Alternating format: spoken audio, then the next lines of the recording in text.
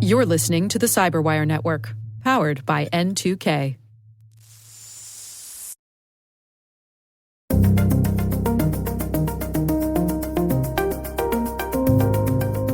These calls don't have people yelling at them or threatening them, like we've heard from many others before.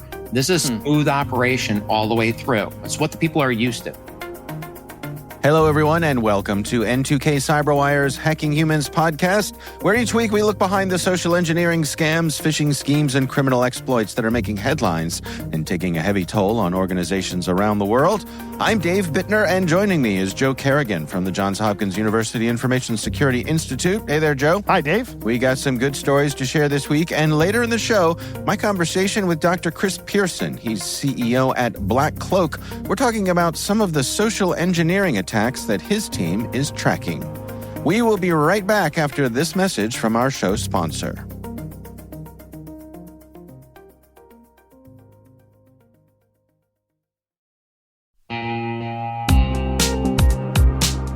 But first, a word from our sponsor, KnowBe4.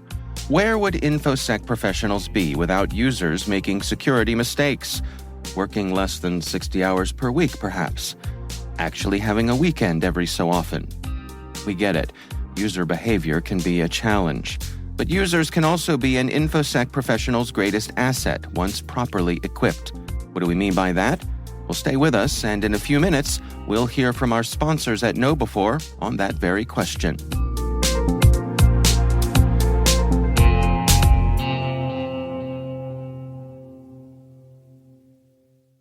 All right, Joe, before we get to our own stories here, a quick bit of follow-up you have for us? Yeah, Dave. Back in episode 291, we had Dr. Jessica Barker on and Perry Carpenter as well. Yep. And I got a LinkedIn message from somebody I'm connected with, Laia, and she was good enough to write in to say that I called Jessica Jennifer in our discussion segment after the interview. Okay. And I wanted to apologize to Dr. Barker. I hate when I mess up people's names. I really do, especially when those people are kind enough to come on our show as guests. Yeah. So I'm sorry, Jessica. I think we used the word Jennifer earlier in the episode, and I think I got it stuck in my head somehow. Well, John, I think that's really good of you to do, and I'm sure Jim is how people get my name wrong, Dave. People call me Jim all the time. Is that right? Yeah. Okay. That's the number one misnomer I get. Yeah. Huh. That's interesting. There's not a whole lot I get for Dave. There's not a lot of D names. No, not so much. No, Dave, Don, Dan, but no, it's Dave. All right. Well, thank you, Laia, for writing in and setting Joe straight. We appreciate it, and apologies to Dr. Jessica Barker. I'm sure she didn't think twice about it. But Laia was most gracious, by the way. She was not. She was not being a jerk. She was. Yeah. Being All very right. nice. Well, let's move on and talk about our stories here. Joe, why don't you start things off for us? Dave, my story actually comes from a blog post by Microsoft. And this is from their threat intelligence blog. Okay. And they've been tracking since April of this year. Microsoft Threat Intelligence has been tracking a campaign from Storm 1811, another one of those cool names for those bad guys. Sure. Storm 1811 is they're a nation-state affiliated group that does mostly financial crimes. Okay. So, but it starts with the old phony phone call. Okay. And Microsoft does a really good job of calling it a fake phone call and then putting in parentheses phishing, Dave, in this post. Because I hate the term phishing. Right. It doesn't make sense. But what's happening is they're telling people, once they get them on the phone, to open up something called Quick Assist. Now, you are not a Microsoft user. Not so much, no. Right. Are you familiar with Quick Assist? No. I was completely unfamiliar with it until today. Okay. So it's one of those buried features or something, if you need it, maybe you'll know about it, but otherwise... Right, yeah, exactly. Like if you're an administrator or you provide phone support for somebody, basically it comes embedded with most Windows systems. I don't know when it got put in, but I know it comes with Windows 11 because that's what's on my system and my wife's system. And I tried it out. And it's pretty effective. It's essentially a remote desktop kind of thing. So what happens is you you start it up, and you can actually start it up by pressing Control Window key Q, and the application will just launch. And then if you're going to provide assistance, you actually have to be logged into Microsoft's Office. You have to use your Microsoft account to log in. But if you're going to receive assistance, you don't. Okay. And it works really well. The end user has to provide permission to share the screen and then to share control. Mm-hmm. But the person making the call or giving the code away can request those things, and the user will see a pop-up. So what's happening is they're calling in, they're telling people they're from tech support, and then they're delivering all kinds of malware. So here's how they make it work and make it seem more believable. Okay. Before they even call the victims, these guys start an email bombing attack where they go out and they sign up the target for all kinds of different products. Oh. All of these require email confirmation. So they already know the person's email address and their phone number. Okay. So that's what they have to have. So the user starts getting tons of these emails. Now, this part of the attack is benign. It's not really bad, but it's annoying. Mm-hmm. So what happens next is they call the person impersonating tech support. Mm-hmm. And they say, hey, we noticed that there's some fraud going on with your account. Have you seen a ton of emails in your inbox? Right? And if this person is like me and they never check their inbox, maybe they go and check it and they say, hey, there is a bunch of stuff in here. And the guy on the phone goes, that's what I thought. Good thing we noticed. Let me help you. Please press Control plus Windows plus Q, and that opens up Quick Assist. Now enter this code and click Submit. Okay, now allow the screen sharing. Okay, now I'm going to request control. And once that person has given control of the computer, the attacker takes over and starts using the computer as if it were his own. He's literally inside. Right. Right? Now, at any point in time, you can terminate this connection. There's a button, a big button on here that says you can terminate it. Okay. So one of the things that Microsoft is working on here is they're going to put a warning into Quick Assist that says, did someone call you saying they're from tech support? Hang up the phone and do not allow them to use this service. Do not enter any codes they give you. Okay. So, but that hasn't happened yet. Yeah. Because Microsoft has a software development process and a fixing process, they're actually making improvements to the software. We had a listener write in a couple of months ago about an open source application that does something very similar, that on their website, before you download the software, it says, hey, did somebody call you? You're probably being scammed. Hang up the phone and don't install this software. Oh, right, which is great. Yeah. So Microsoft has a few recommendations, which include blocking or uninstalling Quick Assist and other remote monitoring management tools. Educate users about protecting themselves from tech support scams. Only allow any of these helper applications to connect to your device if you initiated the interaction by contacting Microsoft support or your IT staff directly. Right. This is for the individual user. That would be part of the training for the education for the users if you're in a corporation. They have a bullet point here that says if you suspect the person connecting to your device is conducting malicious activity, disconnect from the session immediately and report it to your local authorities and any relevant IT members within your organization. And users who have been affected by a tech support scam can go fill out I'm sure, a very helpful form from Microsoft. Right. It's called the horses left the barn form. Right, yeah. Not only that, but I don't think anything happens. Right. It just goes into their database. Yeah. They have other things in here that like turn on cloud deliver protection and Microsoft Defender. These are more organizationally focused. Enable network protection and tamper protection features that prevent attackers from stopping security services. Right. Because that's one of the first things they're going to do. Because one of the things these guys are going to do is they're going to put all kinds of different malware on your computer, and the end game is actually they're going to install ransomware. Okay. So watch out for these guys. Remember, don't trust the inbound phone call. Right. You know, tech support never calls you. That has literally never happened in my life. Tech support has never noticed something's going wrong and said, "Hey, I'm going to go help Joe." Not how this works. Yeah. I remember one time tech support tech support / security came into my office. This was at a previous position I was in. And I'd only been there like a couple weeks at this organization. And the tech support guy, he says, hey, we need to look at your computer. We think you've been on tour. And me being me, I said, been on tour where? Right. Where did I go?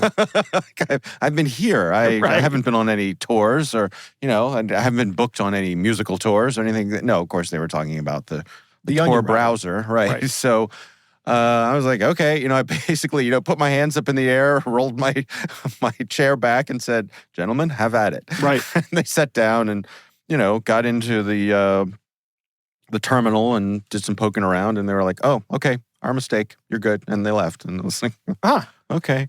I actually did have security call me one time because I downloaded from McAfee. McAfee made available essentially a false positive virus. It was a very small text file that hashed to a particular value that was in their system as to throw up a flag. So this is how you could test their product to make sure it was working without actually putting a virus on your computer. I see. And I downloaded that. You got busted. I did. Right. I got a phone. Hey, what is this file? Oh, that's just a test file for the antivirus. Well, it's throwing up all kinds of alert. Can you delete that? I'm like, I don't want to. He says, I don't want to start an incident report here. Yeah. Okay, I'll delete it. Right. That was back in the 90s, Dave. Yeah. Back in when everything was a Wild West. Did you actually delete it, or did you try to find a way to hide it? Like, did you put it in a zip file or something? Yeah, keep moving it around the computer, see how good the antivirus is. Right. Use it for its intended purposes. That's what it was. It was a test file to see exactly, you were supposed to do exactly that with it. But I just put it on a network drive and left it there. Mm-hmm. Great. Got a phone call later that day. You're that employee that the security folks love someone who wants to take matters into their own hands. I have, back in those days, I did. Now I don't do that. Now I just say, what's the security policy here? Right. How's my laptop work? Right. What do I have to do to keep my job? Right. That's what it is. What are the parameters? Yeah. Dave, we always wax poetic about the old days, right? The good old days. Sure. And the amount of stuff, the shenanigans that went on before anybody started doing network monitoring. Yeah. There was a lot of shenanigans. It was epic. Oh yeah, absolutely. Oh yeah, we were all there. We remember. You know. Oh yeah. Played a lot of Doom and Half-Life. Yeah.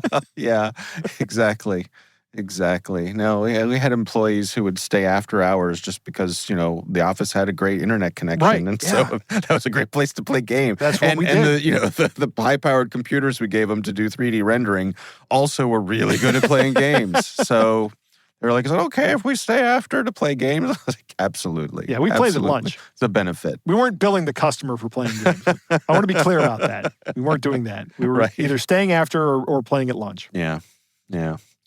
All right. Well, it's interesting. The thing that catches my eye about this story is the thing about the email bombing thing, to plant something that they can point to, right, to lend legitimacy to what they're doing. Right.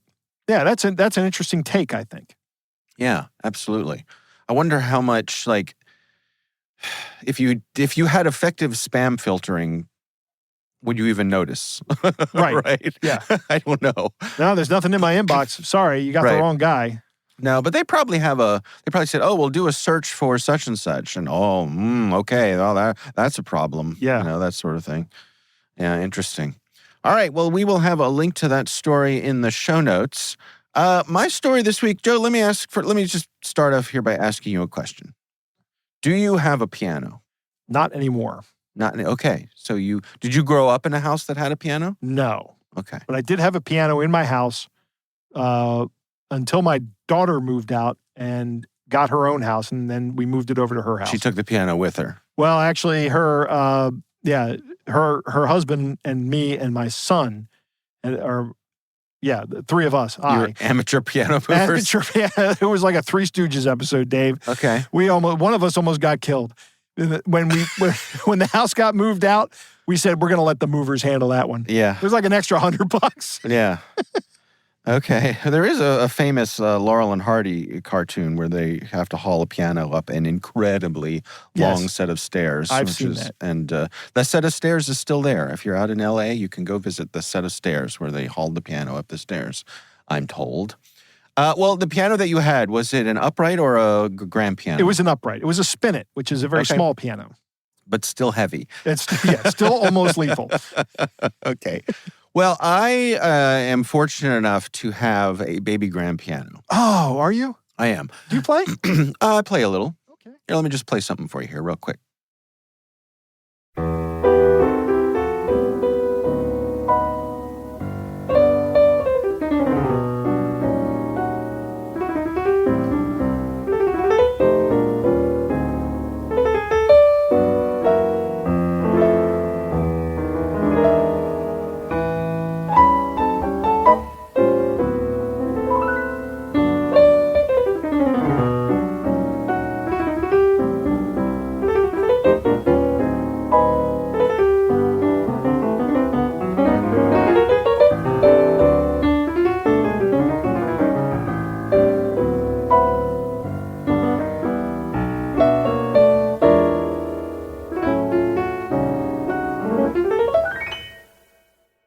Yeah, just, casual. Just a little bit. I'm just casual, I am a little rusty. Okay. Crack your knuckles once. Yeah. But I was lucky enough to get this baby grand piano through my father, who was a career realtor. Mm-hmm. And so he was selling someone a house. He had a customer who was downsizing. Right. They were moving out of a big house into a smaller house. And they said to my father, do you know anybody who might be looking for a baby grand piano? And my father said, well, I'm sure my son, who loves pianos, because I do love pianos, Joe. I have a real, I don't know, you call it a romantic affection for pianos. I just think they're wonderful. They are. I'm with you on that. I love a piano. I was lucky enough to be a music major for some time when I was in college, and one of the great things was many of the classrooms had full-size concert Steinway pianos in them, and there's just nothing like sitting down in front of a full-size piano and the wall of sound that comes out of a imposing instrument like that. Yeah. That really caught my fancy. My college didn't have that. We all just they had rooms with uprights in them. Yeah, we had that too. So anyway, I say all that to say that the way I got this piano was my father said, well, sure, my son, I'm sure he'd love to have a piano. Well, how much would you like for it? And the person said, oh, we just wanted to find a new home for it. We'll give it away for free. Yes. And so I got a free grand piano, and all I had to do was pay to have it moved. Okay? And that was a couple $100. Hired some piano movers. They went to their house, wrapped it up, put it in a truck, brought it to my house, brought it in, set it up. A couple weeks later, had it tuned. Yep. Still have it today. You got to let it rest. You got to let it rest. It has to get acclimated to its new environment, the temperature and humidity and all that kind of stuff. So I say that to say that there are occasions when people will reach out and say, I have a piano that I'm looking to find a new home for. Mm-hmm. Do you know anybody? And this is actually happening more and more because fewer and fewer people play piano. Fewer and fewer people have room for a grand piano in their home. Right. And there's this whole generation of, the baby boomers who grew up with pianos and they're looking to get rid of their pianos. Yeah. I mean, I have an Akai MIDI keyboard. Yeah. That connects to my computer and a digital audio workstation where I can play things. Right. But I don't have a piano. This is also why if you go into any retirement home, chances are they have a really nice Steinway piano sitting in the lobby. Really? Because somebody moved into the retirement home, right? And they brought the piano the piano with them, right? So, because they got nowhere else to put the piano. Right. It's not going to fit in their, it's not going to fit in their condo in the retirement home. So they put it in the lobby, and then there'll be one in the dining room, and there'll be one in the theater. Like there's just all these really nice pianos. If you're a piano person like me, you go to these places and you're like, oh my God, somebody gave them this beautiful Steinway piano. And anyway, I've made this story much too long. Right. This is all to say that researchers at Proofpoint have been tracking a campaign that began back in January of this year that has sent out over 125,000 emails, mainly to university students and faculty here in the United States and also Canada. Every couple of years, I hear on the radio that some university around us, I think the last one I heard was for Catholic down in D.C. Yeah. Maybe Maryland has done it, but they're liquidating their pianos because they get new pianos every couple of years. Right. That's true. Yeah, they do turn them over. Right. They take a beating with the students, so they turn them over. And so yes, that is a way that you can get a good deal on a very nice used piano. Right. Yeah. So what's happening is they are sending out an email that appears to come from someone in authority at the university or the college. Okay. And they have a sample of one here. And it pretends to come from one of the professors of communication and media in the College of Fine Arts. And it's very sort of matter of fact. In this case, it says, one of our staff, Mr. Derek Adams, is downsizing and looking to give away his late dad's piano to a loving home. The piano is a 2014 Yamaha Baby Grand, like new. You can write to him and indicate your interest on his private email, and then they list the email, and it says, to arrange an inspection and delivery with a moving company, please write Derek Adams via your private email for a swift response. So, there's nothing out of the ordinary about something like that. Yeah, except that they're trying to move it to the private email. Right. Yeah. Right. That caught my eye as well. Yeah, but that's only because we're steeped in this, Dave. Right. And we know that's a platform change and that's bad. But if somebody were to send this out, 90% of people would be like, oh, okay, I'll write Derek. I would be all over this. No, Derek. Right? When I was a student or, before I had my own piano, if something like this came to me, I would jump on this. And, 2014 Yamaha Baby Grand, that's Yamaha makes a nice piano. They make a nice piano. Yeah, they do. There's an old saying among piano lovers that the great thing about Steinways is that every one of them is different, and the great thing about Yamahas is that every one of them is the same. Right. Right? And the Yamahas are beautiful, too. They are beautiful. They're well-made. They sound great, yeah. And they're super reliable and low maintenance. Yep. So a piano like this is probably worth somewhere between $9,000 and $15,000, something like that. Sure. So this is a big deal. But if you respond, you'll get a message back from the shipping company that tells you all about how to get this piano, has the size of the piano, the cost of the piano. And it all seems very above board. Mm-hmm. And depending on how quickly you want the piano delivered to you, they will charge you between about $600 and $1,000. And they ask for payment via Zelle or a Cash App or a PayPal transfer or, some kind of online type of thing. They're not looking for you to show up or to pay cash on delivery. Right. Right? Yeah, because that means they have to send somebody. Right, and they purport to be coming from an organization called American Van Lines Movers Services. Sounds legit. That's a real van line? I think American Van Lines is... They're blue with circles in the logo. I think that's right. So they're pretending to be them as well. But of course, there's no piano, Joe. Right. If you pay these folks for moving, by the way, let me just back up here. I mean, if you ask, they will send you pictures of the piano. Sure. Right? If you ask to come see the piano in person, which I would do, just to make sure the piano is playable. Right. That would be my thing. What happens when you say, I want to see the piano? Right. Well, then they suddenly go away. Ah, okay. And let's keep in mind, they've sent out over 125,000 of these emails about this. Right. This is a big campaign. So they don't have to have a very high hit rate to make a lot of money. Yeah, sending out 125,000 emails is very cheap. Yeah. Is there any indication as to how much money they've made? I don't see that in the article here. But I'm sorry. You know what? It does say that in here. So one of the things in Proof Point's research is they found that all of this linked to a single Bitcoin wallet. And that wallet has over $900,000 in it. Really? Yeah.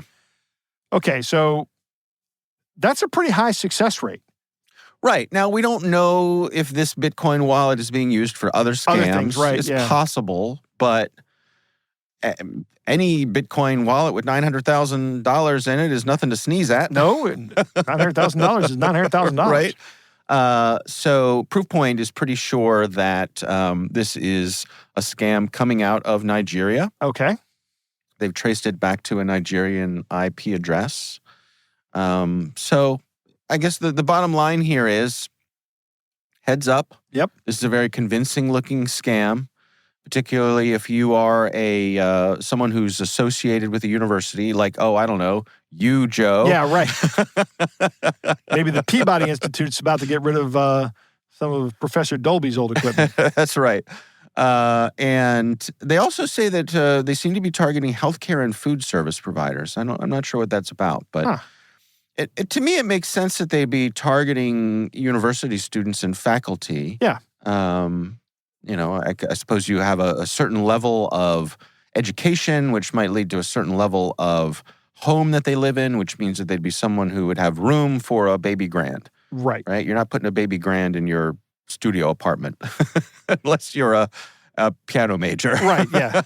Right. What's interesting about this is that if I was going to get a free piano, I would be okay waiting 10 days, right? Okay. So the cost that I would be out there would be $600. Right. But there are two other options for 5-day and 2-day delivery.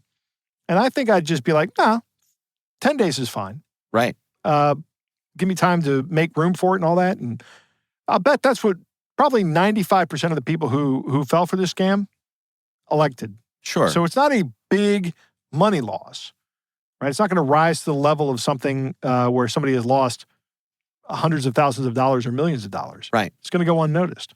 And also, a 10-day delay is plenty of time for to these move that money around. Scammers to get out of Dodge. Right. And I suspect that they're probably sending you updates along the way. I would imagine they have that automated. The piano is packed up, and here's a picture of it in our truck. Right. It'll be there tomorrow at 2. Right. Right. Be ready. Stand by. Right. Oh, bad news. The truck got a flat. Right. It's Well, that I think once tomorrow at 2 shows up, that's when all the communication stops. Right. So buyer beware. Yep. I have to say this kind of breaks my heart as a lover of pianos, and I sort of empathize that how I would feel if I felt like this one would hit me hard, Joe. If I was excited that there was a Yamaha Baby Grand in my future. Yeah. And this is how we often say, this is one of the things that might work on you. Right. And not only that, but you would be emotionally vested and disappointed. Right. And it wouldn't be so bad that you fell for the scam. What would really hurt the most is that there is no piano. Right. Yeah. I think I would also be embarrassed. Of course. That I lost the money, so I wouldn't. Although, you know what? I would probably tell everybody I knew about this great piano that was on the way. Right. So I'd have to own you know what I'd have to do? I'd have to go out and buy myself a Yamaha Baby Grand piano. That's just to, the solution. There's my free piano right there in the corner. Right. Where's my wife? Oh, she moved out. Right. Because I spent $10,000 on a grand piano that neither of us really needed, but just to save face. Right. Yeah. Yeah. I had a piano teacher who had 2 grand pianos in his house. Ah. Yeah, because he was a piano teacher, and his wife was a jazz pianist, and a jazz vocalist, and so in his home he had 2 concert grand pianos, a white one and a black one, and they were kind of tucked up together. You know how the pianos have the curve in them? Yep. So they were tucked up together, facing each other. There were a couple of sisters that used to play piano like that and performing. I can't remember what their names were, but yeah, they were where I went to college. Apparently, there was a physics professor. He's since passed, but he had a pipe organ in his house. Oh, yeah. And he would play that over the mountains. I've seen that. Yep. I'd love to have a pipe That should be organ in his my next door neighbor. Old Bob over there thinks he's the Phantom of the Opera. Right. Right. Oh, good. Here comes Johann Sebastian Bach again. Right. You got to practice at 2 a.m, Bob? Come on. Yeah, there are no headphones that plug into that pipe organ. All right. Well, we will have a link to this story in the show notes, and buyer beware. Right.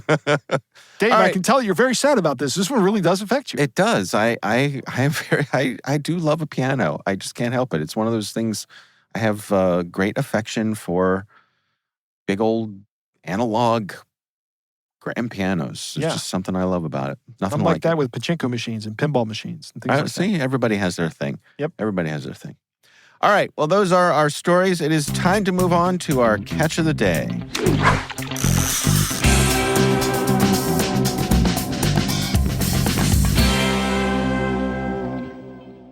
Dave, our catch of the day comes from Chuck, who writes, Dave and Joe, these all ended up in my junk mail, but I'll bet on some platforms they are getting through. I am either the luckiest man on earth or these are all scams. Well, guess where my money is, Chuck. Look at all these lookalike domains. They all came within a 24-hour block of time. I hope your listeners are savvy enough to see through these obvious phishing emails. Dave, I have forwarded the email that Chuck sent along to you. Yep. And Dave, I think it might be sufficient for you to just go through and just read the subjects of these different emails. Okay. Let's see. Final notice. You are our February winner iPad Pro. Final notice. You are our February winner 36-piece Tupperware set. Final notice. You are our February winner Carote 11-piece pots and pans set. Second attempt. You are our February winner Bose wireless headphones. Shell gas station gift card. Shipment pending. Samsung S24 Ultra. Second attempt. You are our February winner. Ryobi 156-piece mechanic tool set. There's the one that would work on me, Dave. JetBlue Airlines notice. You are our February winner. Open immediately. Final notice. Free grand piano. Well, see, they got me again. Yes.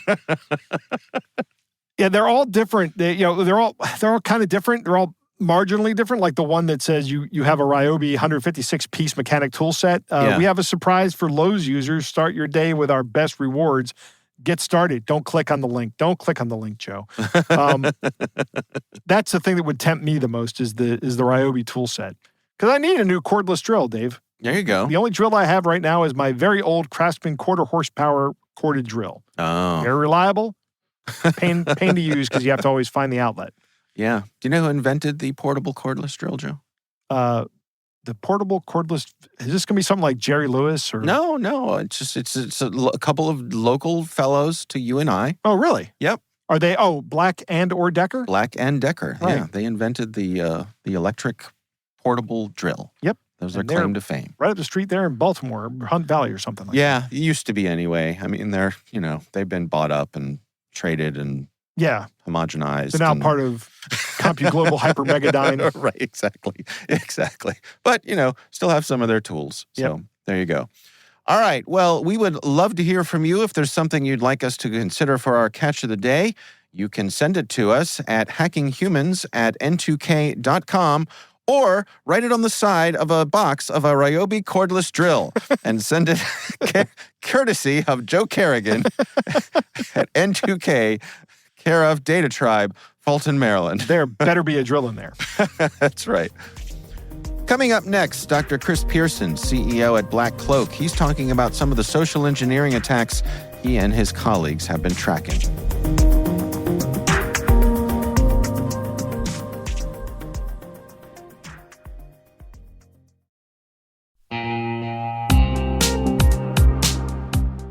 We were talking about making users into an asset for security professionals.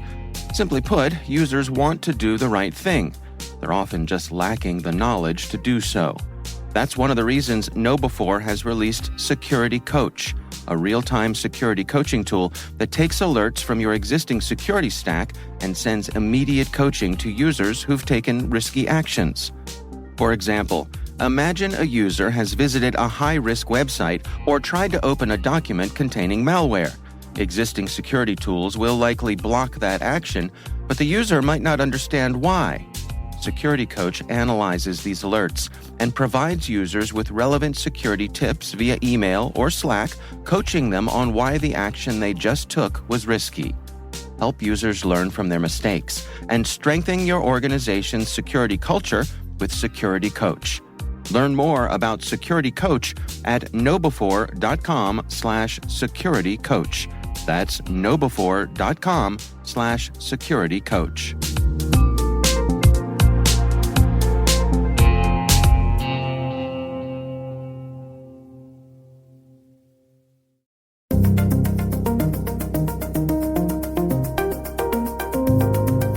All right, Joe, we are back, and always great to have Dr. Chris Pearson on the show. Yeah. He is the CEO of an organization called Black Cloak, and their claim to fame is looking out for high net worth individuals, but also folks who are at high levels in organizations. Mm-hmm. So if you're the CEO of a big company or the CFO of a big company, the types of people that you and I always talk about having targets on their back. Right.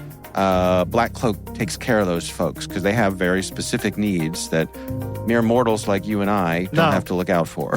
Nobody ever calls me asking me to move millions of dollars out of Hopkins funds. Right, exactly. I don't even have one of those credit cards that we use. Yeah. I had to ask somebody the other day to buy me a little tiny memory card. Right.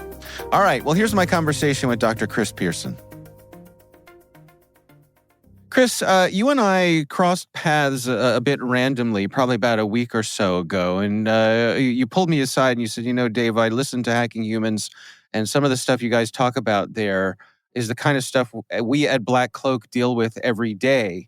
And I said, well, come back on the show, and just bring us up to date. I mean, it'd be great to check in and get a sense for the kinds of things that you all are seeing being right in the middle of all this.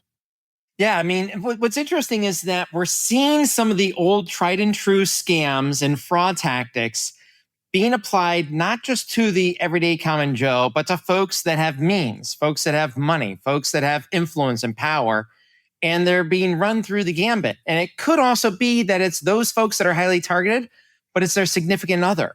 Yes, the corporate executive in their personal life knows that, they're not going to go from an alert of cryptocurrency to all of a sudden they're on the phone next with the Federal Trade Commission to on their phone next with the IRS and they're giving up all sorts of data. But the significant other that's not working, they don't know that. They haven't had the training. And so these targets are rife. It's literally what we're seeing is both on the corporate side, executives and their significant other, husband, wife, spouse, significant other, being targeted in their personal life because they know they're people of means. The About Us leadership page just says it. It's like these people lead a big successful company. They probably have money, and we're not seeing let's get them for $1,000, $10,000, even $100,000. Like we're seeing this at $300,000 to $3 million each and every week.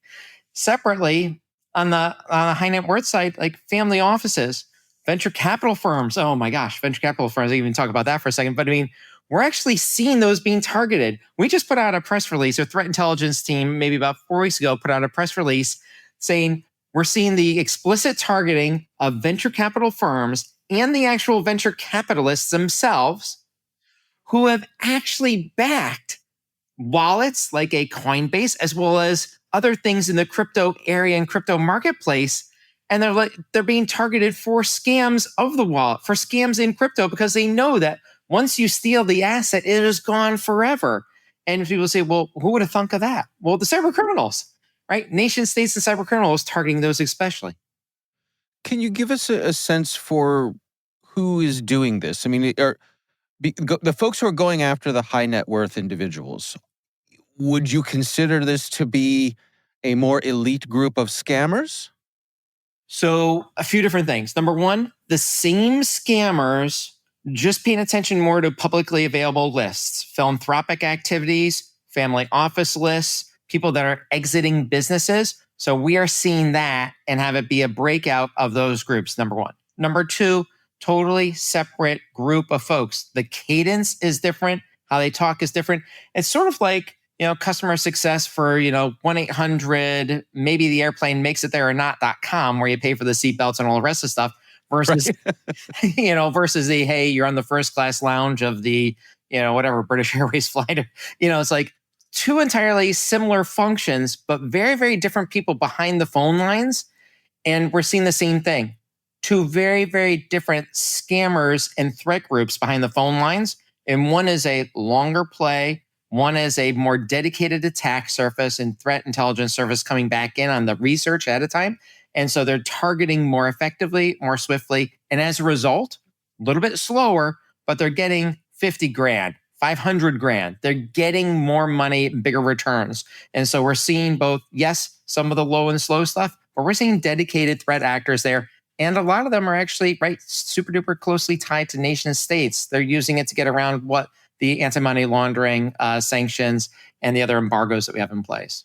Well, can you walk us through what something would look like here? I mean, I guess I'm particularly intrigued by when you talk about these high dollar amounts that somebody could be taken for hundreds of thousands of dollars, even into the millions. How do they go about doing that? So a few different things. You're going to hear and see all the same things that you've heard before, but they're very, very specific. So let's just do business email compromise, right? Real estate transaction. We've talked about this a number of times, except in this case, the real estate agent that's been targeted and the email server that they have control of there, or the lawyer, they're waiting until that, hey, it's the penthouse in New York City and that $10 million and hey, we have to get that into escrow. That comes across. Same tactics. They're targeting different real estate firms, different types of lawyers. It's actually easier in the higher end because they have smaller practices. They don't have all the institutional support you would usually have at a larger, more well-developed firm.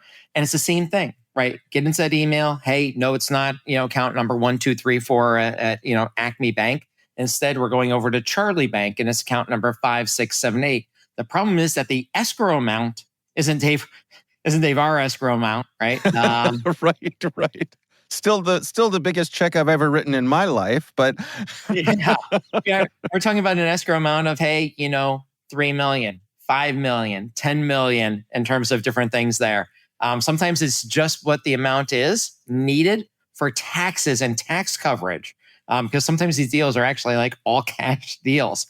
But changing the details at the last moment in time.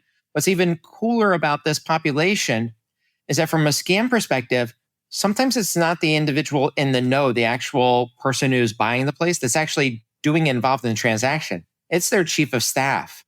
It's their number 2. They all have helpers that are in the high net worth place. So it's easier for them to actually get swindled because it's like, yes, okay. And then that person says, hey, we have to go ahead and take care of the wire. And they send it off to, once again, somebody else who's in the family or the family office making that. So similar tactics, different attack targets, different mechanisms on how to get there and run really, really cool. So that's one example. The other one was, I talked about it a few weeks ago, the putting $75,000 in a shoebox, duct taping it, giving it to the car who drove down the street, right? That scam happened in November. And the person is a victim, is extraordinarily brave and really helpful that she actually is talking about it, has taken a step forward. But that whole role of how do you switch someone from there's a threat to we're CIA agents to something is going on with your bank. We want to make sure you have cash, grab the cash. We've been seeing those being successfully run since September. And they're all of those amounts. But in terms of some of the things we saw in our clientele is that each bank account they had, they wanted $50,000 from each bank account. Literally, we're talking about $250,000. And in those scams that we've seen, some of them have actually been a person from the FDIC is going to show up at your front door, a blue windbreaker. And you may say, well, the FDIC wouldn't do that. We all know.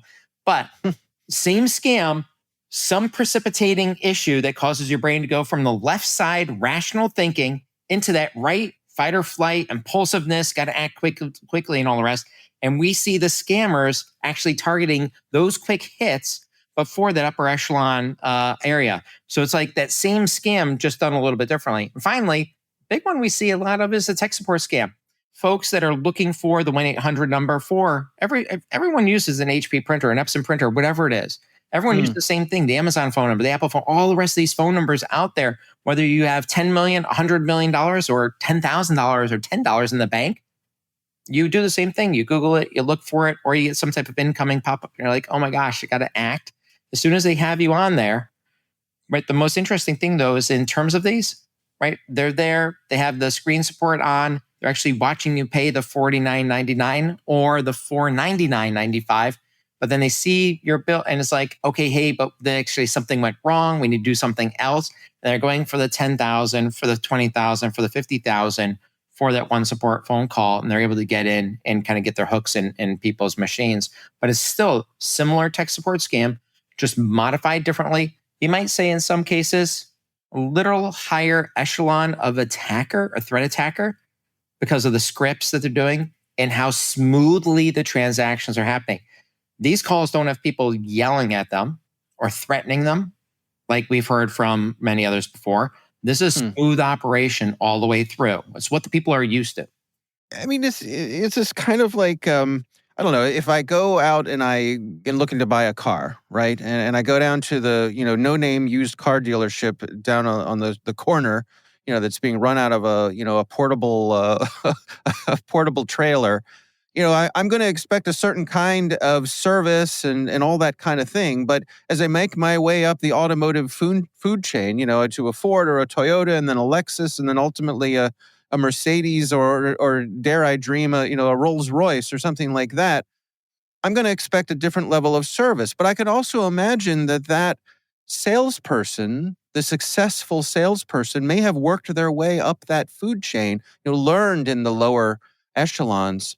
Do you suspect that that's something that happens here, that the truly skilled folks, I guess what I'm asking is, do the call centers have internal tiering for their own folks to come at this? I think in some cases they do, but I think more so they're happening in some cases with those groups, they're happening on the higher threat value, the higher jackpot, so to speak, in terms of what they're able to do. And it's like, oh, hey, we have this person who seems like they might be someone who's less technologically sophisticated. Someone who says, oh, they're a widower or something, or oh, someone who says whatever, and we can get a bigger take on it. But we do know for sure, based off the threat intelligence we've seen on the data broker side and the deep web, dark web side, those groups of audiences that have been in and around philanthropic activities, public charities, donations, exit lists are huge. They are being targeted. And so it may be the higher echelon within those groups that are actually doing the targeting, but it's fundamental math is instead of going ahead and trying to hit 100 people for $1,000, why not hit one person for $100,000? And you try 10 of them a week. You're going to spend a little bit more time on the con. You're going to spend a little bit more time on the scam. But also those people, they don't really have the experience or they haven't seen as many of these unless they've been educated in it, both from the corporate perspective or heard of something there. I have a feeling it's just context shifting and saying what worked here will work there. It's almost like, remember the movie was Wolf of Wall Street, and the scene, it's like he's starting out at the big firm, but then the everything tanks that one day, and he goes to a penny stock place. And it's at the penny stock place that he tries this, higher end sales tactic of, well, sell the penny stock. And the way he goes about it, in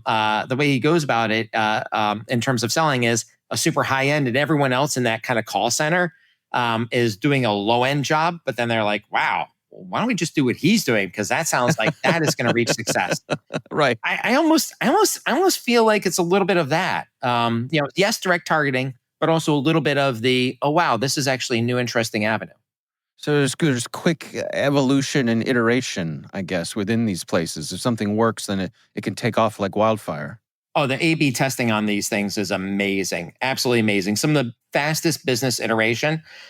We saw the, about a year ago, literally a year ago, we saw the alert of, hey, something's going on with your account, and we need to go secure it, to, hey, we can help bring you to the bank. And then the bank said, well, we can help you on this. We need more information. They grab their date of birth, account numbers, and stuff like that. And then they're like, oh, you have identity theft. And we know because we also run an identity theft center. And they're like, okay, yeah. And then they pass you over to the FTC. Was that scam? That's actually the same type of similar scam as the female journalist experience, right? Of the scam, then went into the CIA, then went into the bank, then went into right. They're just improving the nuances of their call sheets, so to speak, with what works, what gets people excited or in a state where they can't think rationally. It's there's a good book out there called the Chimpanzee Paradox, where it's like it's left brain, right brain thinking. And as soon as you head down that right path, unless you can either get someone to help you who's not involved and say, hey, that doesn't sound right, or slow down time, you can't win because your mind's already rolling in that pathway. I'm curious, I guess it's fair to say that much of the work that you and your colleagues there at Black Cloak do, you're working with high net worth people. And this is a funny question to ask, but like, are they different from you and me? Or do they? Well, Dave. Well, I mean, and I take the question in the spirit in which I'm asking it, which is, to what degree because of their station in life, do they have a false sense of security? Do they feel insulated, or is it the opposite, where they feel like they have more to lose? It's an interesting question. I think COVID did change a lot of things here in this area. So first of all, corporate executives, board, C-suite, executive leadership team, in their personal lives, they're also quote unquote high net worth individuals. I think for the actual individuals themselves, like getting in that education is essential because it helps stop things, but they do lead very, very different lives. They have handlers at work, and they have handlers, quite honestly, in their personal lives as well. And so they do lead very, very vastly different lives, and they're not involved in let's just call it the internal operations of their home as much as someone else who's not in that position. The CFO for Acme retail giant store, their home time is precious. They're going to spend it, entertaining with the family, not doing finances or legal stuff or trust and estate work and all the rest. And so as a result, most everything is someone else will take care of it. I'm not as involved. And that's where some of the fraud and scam potentials are, because they have multiple different constituencies involved. On the pure high net worth, ultra high net worth, celebrity, sports star, rock star, politician side, it also is very, very similar. They have third parties that they actually use for their wealth management platforms, finances, and all the rest that sometimes can add extra layers of complexity. They also can be good lookouts for, this isn't normal that the person is sending $10 million to a foreign bank as part of their penthouse purchase. They would only deal with U.S. banks. Like, this doesn't sound reasonable. Let's go ahead and stop it. But these these individuals, both executives and high net worth, ultra high net worth individuals, they actually have people that pay their bills, do full bill pay, do all their taxes, run their homes, run all of those things as different legal entities, some of whom are part of their own family offices, some own philanthropic organizations. So yeah, it's actually, Dave, I'm sorry to say, it is really actually different from our lives. And as a result of the increased demands that they have professionally and the complications there in their personal lives, there are many more people that are involved. And as a result, it makes them a really attractive target, maybe even easier to find a weak spot in the armor than a straight person who's, kind of the straight family who's saying, look, I control my checking account. I control my savings account. I know where the checkbook is. I know what the dollar amount is on the app and all the rest. And therefore, I know when something is wrong and I can spot it immediately. The folks potentially in the Black Cloak area, they sometimes are a little bit removed. Some of them.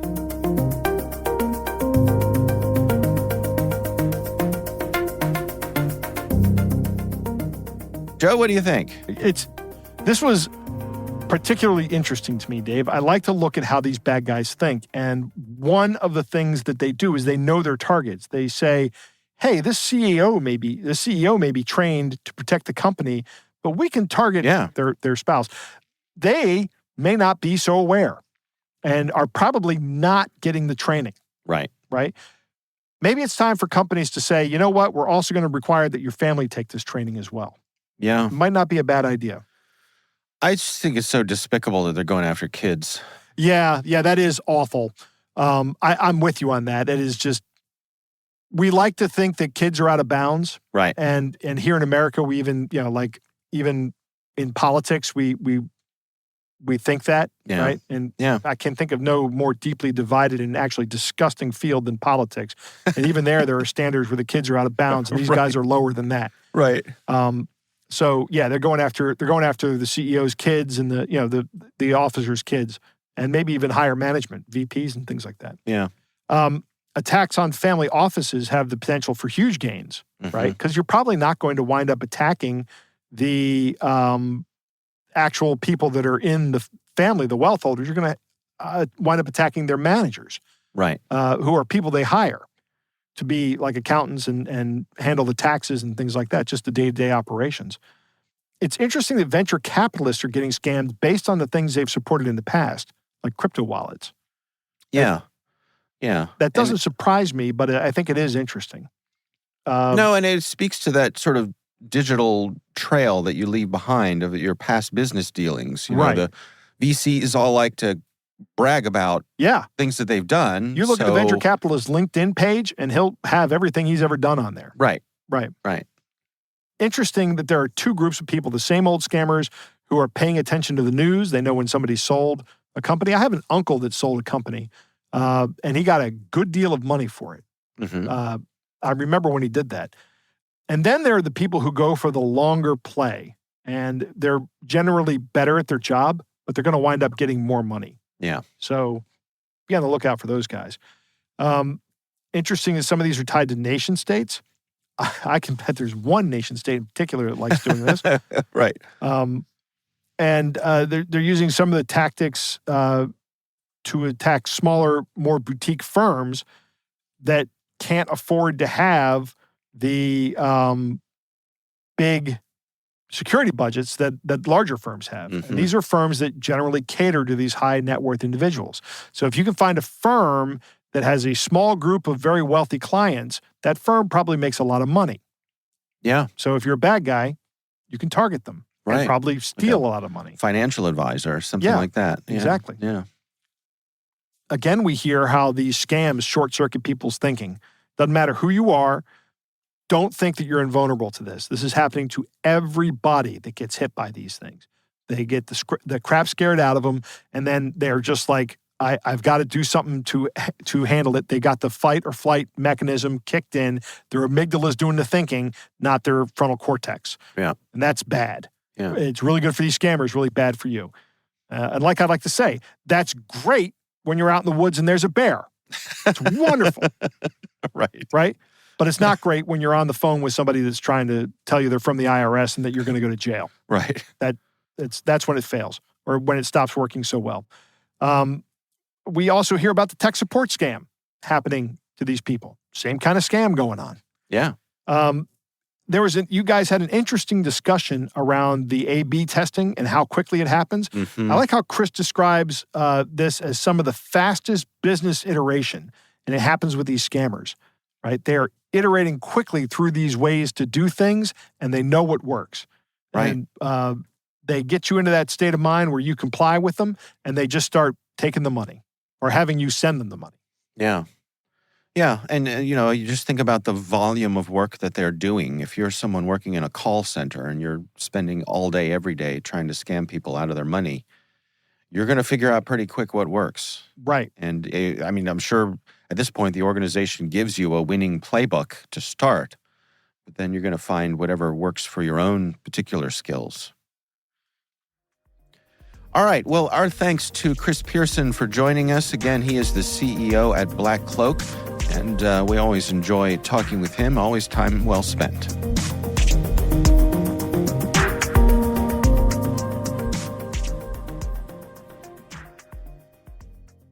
We want to thank all of you for listening, and of course, we want to thank our sponsors at KnowBe4.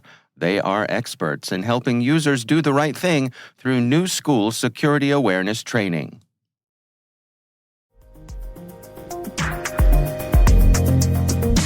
And that's Hacking Humans, brought to you by N2K Cyberwire.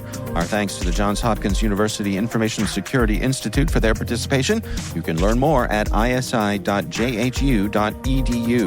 We'd love to know what you think of this podcast. Your feedback ensures we deliver the insights that keep you a step ahead in the rapidly changing world of cybersecurity.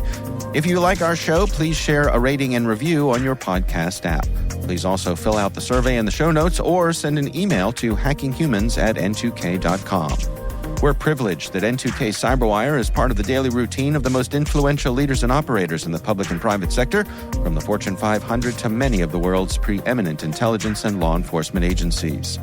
N2K makes it easy for companies to optimize your biggest investment, your people. We make you smarter about your teams while making your teams smarter. Learn how at n2k.com. This episode was produced by Liz Stokes. Our executive producer is Jennifer Eiben. We're mixed by Elliot Peltzman and Trey Hester. Our executive editor is Brandon Karpf. Peter Kilby is our publisher. I'm Dave Bittner. And I'm Joe Kerrigan. Thanks for listening.